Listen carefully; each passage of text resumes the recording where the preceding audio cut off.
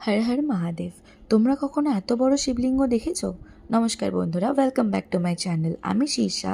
আজ শ্রাবণ মাসের দ্বিতীয় সোমবার চলে গেছিলাম প্রথমে উত্তর কলকাতার সবচেয়ে প্রাচীন এবং ঐতিহাসিক নিমতলা শ্মশান ঘাটের পাশে প্রতিষ্ঠিত বাবা ভূতনাথ মন্দিরে জল ঢালতে। তোমরা বাইরে থেকে দেখতেই পাচ্ছ কত ভক্তগণে আনাগোনা। ভিতরে একের পর এক মানুষ তাদের মনস্কামনা জানিয়ে মহাদেবের পুজো করছে। বেশ কিছুক্ষণ লাইনে দাঁড়িয়ে আমিও ফাইনালি বাবা ভূতনাথকে পুজো অর্পণ করলাম। তারপরে চলে গেলাম ভূতনাথ মন্দিরের পাশেই অবস্থিত সেই প্রাচীন মোটা বাবার মন্দিরে পুজো দিতে।